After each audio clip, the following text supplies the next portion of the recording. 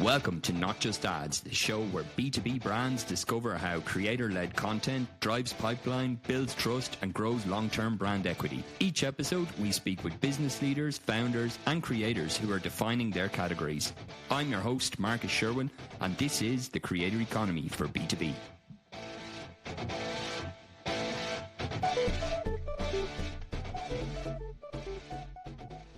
Hello and welcome today to Not Just Ads, the creator economy for B2B. Today, I'm joined by Justyna Brownbridge. Justyna leads growth. She's the Chief Growth Officer at Tribal Impact Limited, and she's a number of years experience across B2B space, particularly in employee enablement, thought leadership, across a number of different B2B brands. I'm really excited to have her on the show today. Justyna, thank you very much for joining us. Thank you for having me, Marcus. Great. So maybe we could, before we get into the kind of the real depth of the conversation, maybe you could just share with us, how did you get into this? And was it something that you knew when you started studying, when you were in uni or in school? Or was it something that you kind of discovered as your career evolved? Well, that's a very interesting question. How much time have you got? I think I fell into marketing like many people did from a completely different discipline. So I actually studied politics many, many years ago. We're talking now. And at some point, actually straight after university, I moved to England and I built my career from doing admin to being marketing assistant to taking over managing marketing for one of the SaaS brands. And at that point, we're talking 15 years ago, marketing, at least the way that company ran it, was a lot about buying databases and then sending leaflets through those from these databases to specific contacts and hoping that one of these people will ring us back. We're talking B2B here. That wasn't even B. So when I discovered very shortly after that Google Ads, and I saw the world of, oh, wow, you can actually get all of the information in terms of what sort of keywords somebody typed in, what ads they looked at, which one they clicked on, which landing page converted. I thought this is a completely different world. From no analytics at all, no data at all, I moved into the world of data, dashboards, of Locker Studios, of Google Analytics and all the other analytics tools, to the point that I actually became a trainer. I search marketing trainer, and I travel the world training people how to run effective marketing campaigns, paid search campaigns on search engines, which is funny because then when I moved to organic social media, I guess maybe how I landed there, the reason why I landed there is because I've realized that advertisement is one part, yes. You reaching out to people who are searching for what it is, at least via Google search. You're reaching out to people who knowing what they are searching for, knowing what they are looking for, in a way, knowing at least a little bit about the solution that they are interested in. Whereas when you move to organic, it's a different story. Very often it's a question of coming across an expert, coming across someone who is sharing an information, is sharing insights about the potential, the challenge that you have. And suddenly you realize, actually, this could be the solution to the challenges that I'm experiencing. So completely different way of doing things. But the way I landed there is because I've realized that this is really the way to build trust nowadays. It's through following people, through finding the information that you can find trustworthy, not just the information that gets put in front of you because somebody decided to target you. And I find it quite fascinating what's happening right now, that we are seeing quite a big shift in marketing in terms of how brands are being discovered and how actually advertisement, unless connected to those organic efforts, connected to those efforts relating to building thought leadership, building expertise, building presence that is trustworthy, that comes with authority, it's crucial. It's absolutely crucial for making yourself visible and driving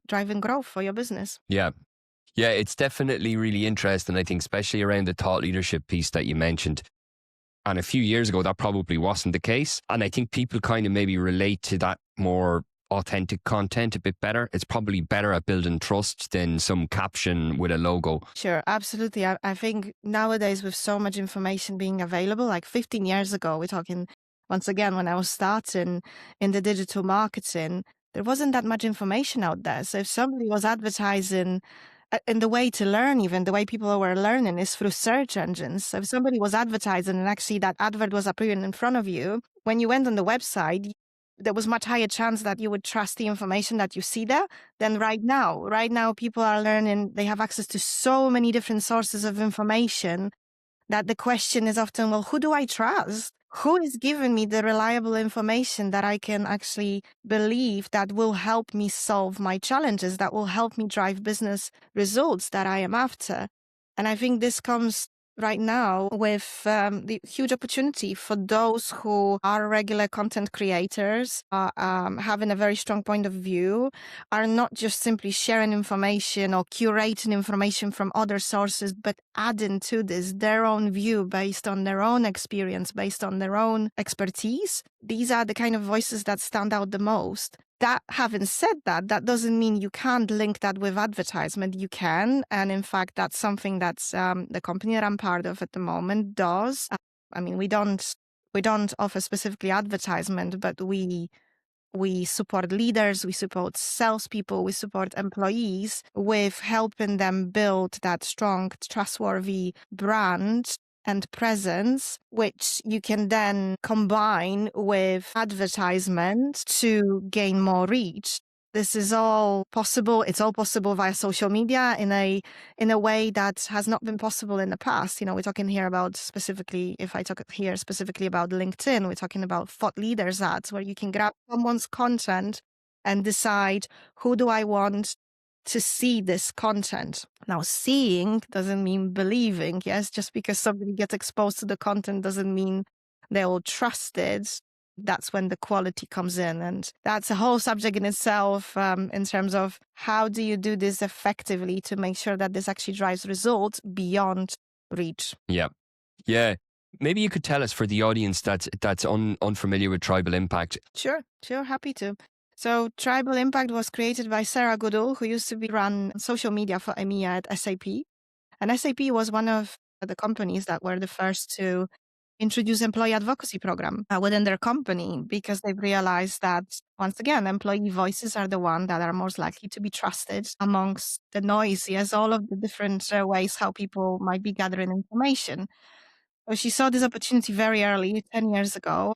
And since then, the company Tribal Impact was created, and we've been working with some of the largest global B2B brands like Pfizer, Panasonic, Henkel, Click, helping them activate their workforce, but also focusing on how you can combine employee advocacy with social selling efforts, so activating your salespeople and your leaders to drive commercial results. And the difference between us and many companies who might be offering the question that we often get asked, oh, so you do LinkedIn training. That's one of the offerings, but the biggest difference that drives results is matching enablement of people. Yes, how you help them build their brand, build their presence through training, coaching, assistance with content creation, data in terms of their performance so that they see progress. So matching the right kind of people with the right kind of enablement and the right kind of support to drive holistic results for the organization. So connecting all of these efforts that you might be doing for different kinds of job functions into one holistic business strategy that helps you grow faster. Yeah. No, it's a very exciting space, but it's also a very valuable space, I think, to companies that more seem to be leaning into it now in the last few years. How do you see, when I hear companies that are doing it, the ones that are doing it successfully seem to be able to do it, that they can kind of show what the win-win is for both the employee and for the brand itself. I do hear sometimes that there can be some challenges of, if you're in a very regulated industry, the kind of security of that the employees stay on brand, but that they're also incentivized to post and motivated to post. Do you come up with similar challenges when you're working with different clients like that as those? Yes, specifically, yes. We work a lot with regulated industries. So one of the first questions that employees ask, what's safe to post, right? So that confidence, even that I'm not going to say something wrong, and I'm not going to say something that I shouldn't be saying. And here we're talking about employees. Leaders are even more worried about this. There's actually one of the leaders that I've been speaking to called it fear of sounding stupid, so FOC. And when I posted about this, I've just realized how much that resonated with others. Yep. That triggered a larger conversation on this subject. Because the reality is, if you don't give guidance and guardrails for your employees and leaders, two things can happen. They either will not post at all because they'll see it as too big risk, or things get posted about subjects that perhaps shouldn't be mentioned. Yeah. The latter hardly ever happens because the reality is, if you work for any business, really, what are the chances of one of your employees going to a conference and speaking about the subjects that they wouldn't normally speak to the audience, right? It's small, but the perception that this could happen in the perception that this potentially could happen on social media is bigger simply because of the fact that people post more often. It's a channel that is available to tap into much quicker than, I guess, speaking on other public areas. Sure. Yeah. No, it makes sense. It's really interesting as well, because I think if people feel empowered to do that, there's a ton of opportunities in terms of, like, if you're in a big organization and you're active on social media and you're posting about some initiative or topic or something in an organization where you may not interact with certain departments, but they're following the company page or whatever, or you're both working in the same company.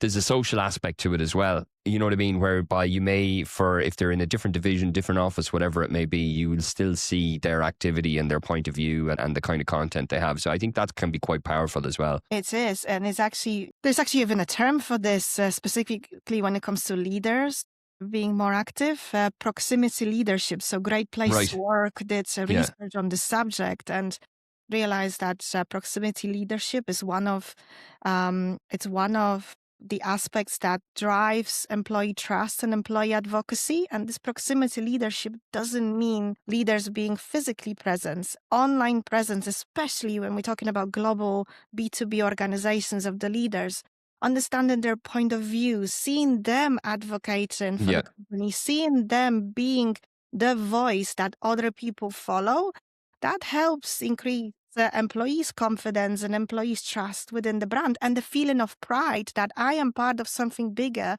My leaders drive conversations regarding subjects that are important for me, for society, for the environment.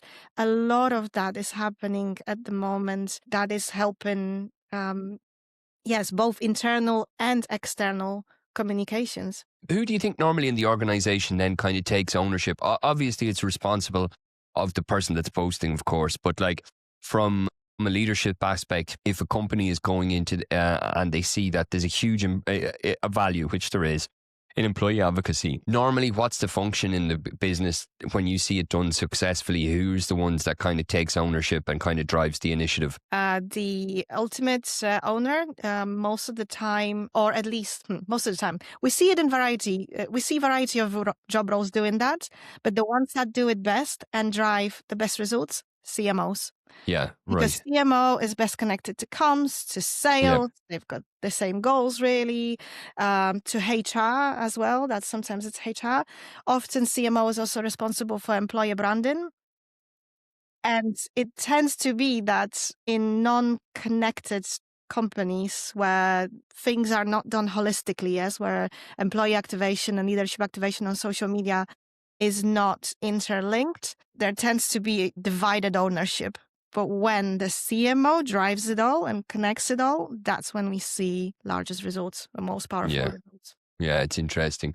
How, from when companies that you work with, what's normally the way then that they measure it being effective in terms of business outcomes? Are there particular types of metrics that you kind of point them to, saying like, okay, these are leading metrics, you should look at these, this is good, we continue on this? Or like for companies that are just maybe doing a pilot or something, what do you think is important for them to take into consideration that they should be focusing on metrics wise to see if it's effective or not? So it depends what sort of pilot this is, yes, because the tendency is that pilots tend to focus on specific areas before the scale up happens. So just to give you an idea, we've run several pilots recently, for example, with two areas of the business. employer branding and social selling, for example. So on the social selling front, you look at the early indicators, yes, so leading indicators such as what's the adoption of Sales Navigator, what's the usage of Sales Navigator, what's the percentage of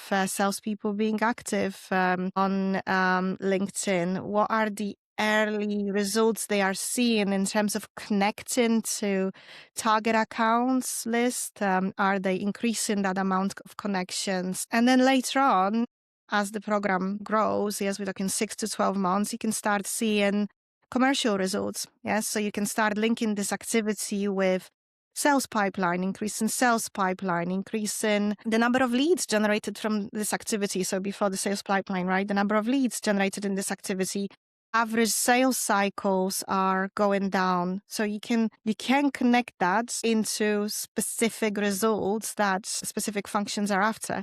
Once you do that, very often it's a question of, okay, right, well, we've done this with the small group. What's the way of scaling that into wider organization? And that's when you start connecting these efforts into what is marketing doing in terms of advertisement. How could we put these ads early in front of the buyer, potential buyer, so that when the salespeople get involved, that relationship is always a bit warmer. They are already aware of the brand. They are already realizing, okay, well, I've heard of this company somewhere. I've learned something. Oh, I saw this leader posting about this subject. That was a very interesting point of view. Okay, they're more likely at that point to start that conversation, yes, to have that conversation with you when they've learned something from you. So really, yes, linking that into marketing effort. But then again, marketing effort, we're talking about ads. But really, how do you drive these ads? Well, you drive these ads nowadays through putting the content that is educating people. And that content, very often, the strongest content that we see, or the content that performs strongly, is the content from the leaders themselves. Makes a lot of sense. I think it's really interesting as well, especially on LinkedIn, because a lot of companies have like a brand play. And I know in the early days, in my days in LinkedIn a few years ago, their brand play was, they were always kind of trialing different things. And I think since the thought leadership piece, which employee advocacy has been around for many years, you even mentioned it, like that you were one of the early entrants in the market in terms of enabling companies. But I think LinkedIn in the last probably 18 months to 2 years, this switch that they've made of being able to actually have companies that can actually promote either their own employees, but also creators then that are not working in the company has completely changed. And it's kind of helped them enable, like, see LinkedIn as a brand channel potentially, not a typical like brand channel like you're running a brand campaign, but more that the employee or the creator is actually the brand advocate, and then how that kind of trickles down the funnel. I think it's a really interesting play. Yes, and the fact that you can actually get quite a lot of exposure that way, because what happens then, you have the sellers. Let's say you start with the sellers. Yes, you connect that to what you do on the advertisement front. You connect that to what you do on leadership presence front. When leaders become more present, this also encourages other employees to become more present. That's almost like giving quiet permission to other employees. Oh, it's okay to do that. So when then employees start talking about your brand, but also, so on one side, yes, they could be talking about your brand. What is it like to work for you? What sort of growth opportunities they had within the company? What sort of projects they are working on? Yes, maybe, just stories as well that they share from their own experience, but also leading with the expertise. You build this whole machine of thousands of voices, potentially giving people the story and the value from you on what is it like to work with your company, either as a client or a partner or an employee. I don't think any advertisement campaign can achieve that on its own. Yeah, no, you're right. It definitely touches on the three things that if you just have a general ad and it's like talking to a pain point, it's not necessarily going to address those three things. It's very true. With tribal growth, then, what way do you normally work with clients? Is it that you give them like a kind of a go-to-market on this, and then you have like, you enable them and you monitor the performance, or like kind of the level of engagement in terms of the employees that are doing on platforms like LinkedIn? Or what's normally the way that you work when you're working with clients? So when clients come to us, we start first with figuring out, okay, where are you at the moment, right? What's the effort right now and what sort of results you are driving right now? Any data points that we can analyze to see is what you are doing working? Because very often the key challenge that we see is there seems to be no question around whether companies should do it or not. Like the why question is gone. Yeah. Why advocacy? Why Yeah. social media? It's gone. It's more about how. Well, how do you maximize your results? Who do you focus on? How do you scale this? How do you drive enablement and how do you target that enablement in the right areas to maximize the results before the leadership team comes to you and say, it's not working. It's not Yeah. working. We're not Yeah. seeing results. So it's like the early quick wins, no, that you need to be able to kind of show internally. It is, yes. It's providing those, yes. So we help companies figure out where they are right now and we help Yeah. them figure out, okay, what is the optimum enablement path to get those early results as quickly as possible to be able to talk directly to the leadership team about what it is that you are driving at these early stages and then having a plan. So, okay, well, how do you scale this? So the way we help companies scale is we work with executives directly. We help them create content. We've got support programs, 12 months, 6 to 12 months long programs where we first help them create content. We interview them. We help them create content to post with the view to eventually them taking over that activity and perhaps us being there more like a idea generation Sure.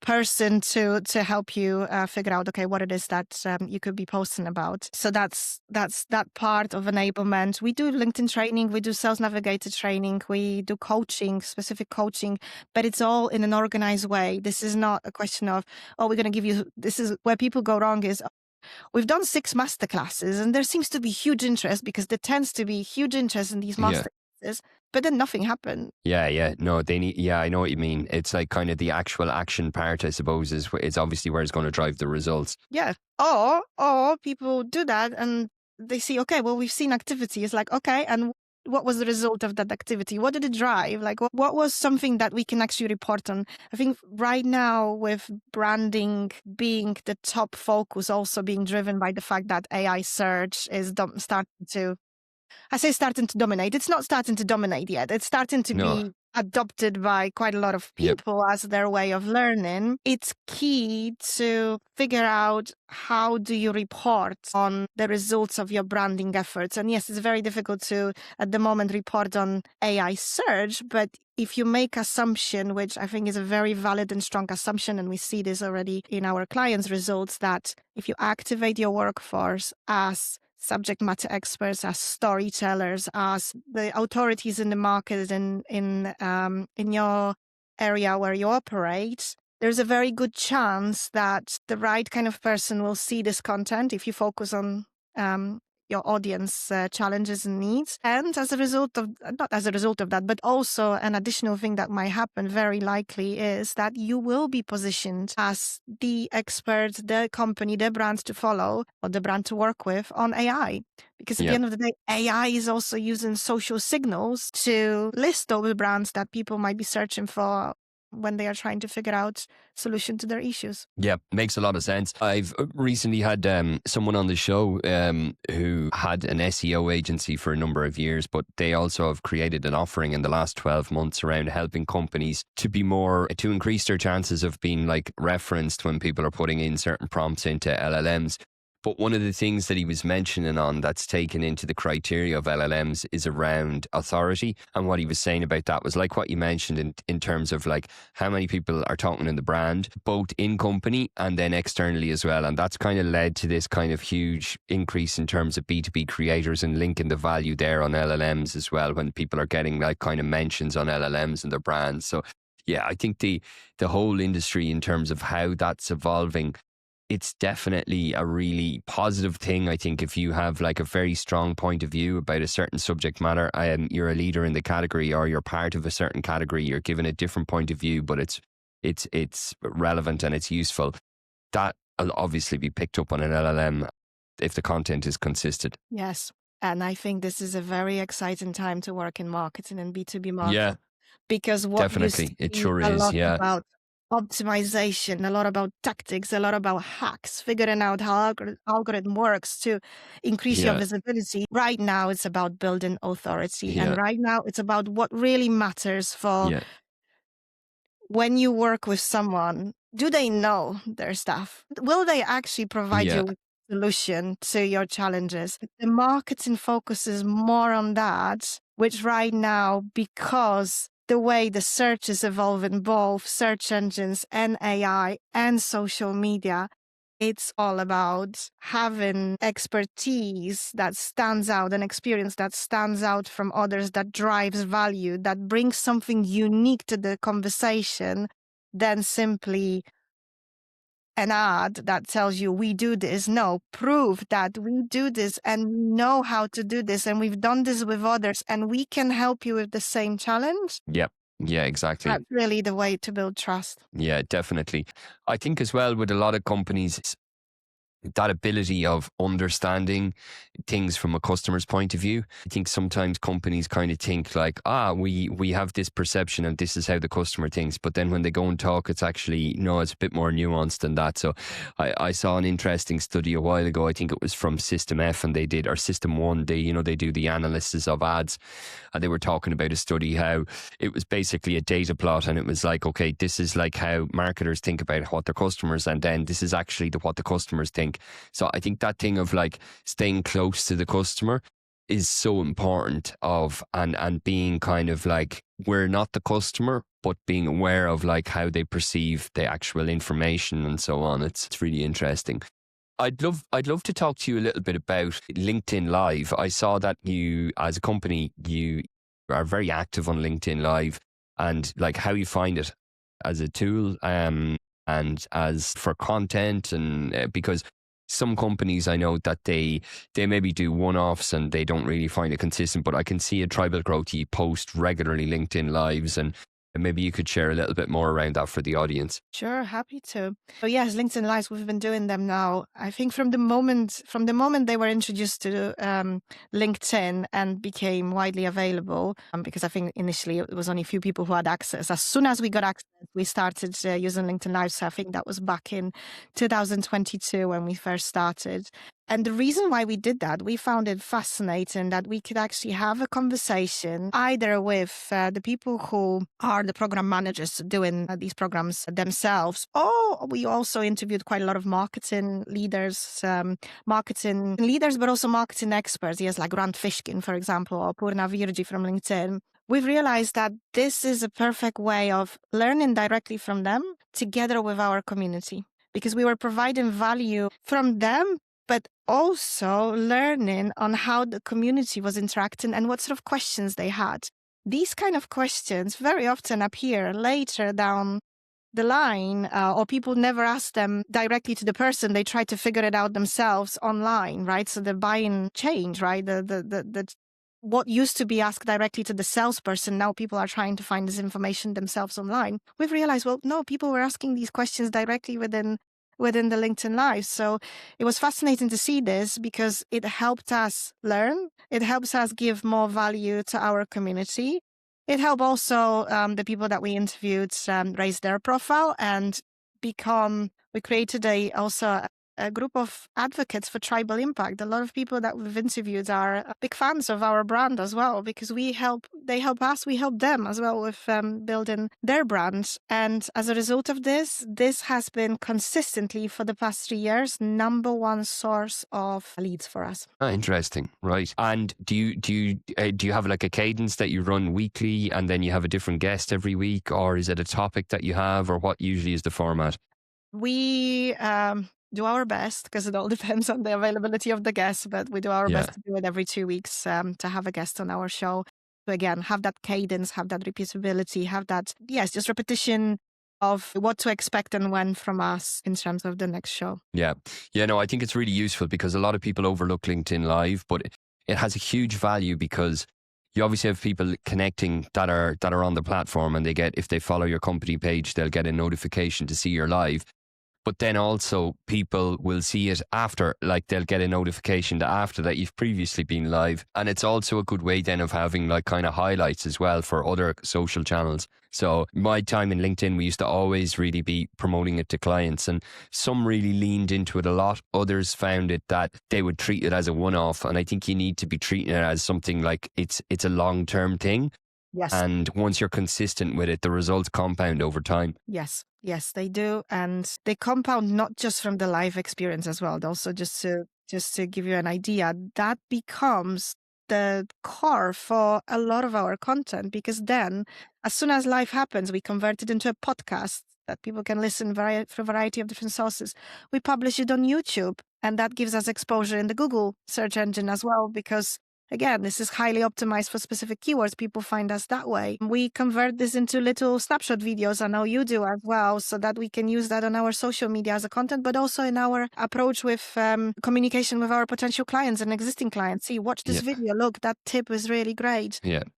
And we turn it into a text content. So it just becomes this baseline for so much more exposure, so much more content, and so much more opportunity to reach out to others through 1 hour time investment when it comes to the recording. I say that 1 hour. I don't think my team would appreciate that. Obviously, there's a lot of work comes before when it comes to planning, outreach to speaker, planning the content, planning the questions, agreeing on all of that. There's a lot of work involved in that, but the recording itself takes 1 hour. Yeah, no, there is a lot of work. But I think once you get the framework done, the initial episode is always the tough one, because you get a framework and then you can kind of model it on that. But then, of course, you need to tie up the schedule with the speakers, and the questions and stuff as well is always different every guest. But yeah, I'm really interested to hear, because I think it's a thing that a lot of brands don't really lean into yet, and it's really, really powerful tool. But like what you mentioned as well, you're not just getting 1 hour there, you're amplifying that across all different channels, and it's answering a lot of questions for current and future potential clients as well. So yeah, it's super interesting. Justyna, it was great talking with you today. If anyone wants to find out more about Tribal Growth, or about your own content, or about the lives that you do bi-weekly, I'll leave them in the show notes. But where are you most active? What social channels? Where can we find out more about Tribal Growth? LinkedIn. Okay. LinkedIn is our number one channel. Okay, perfect. Feel free to connect. Feel free to start Great. the conversation. If you have any questions, I would be happy to answer them. Great. Perfect. Justyna, thank you again for joining us today. It was great speaking with you. Thank you, Marcus. I really enjoyed that. Thank you.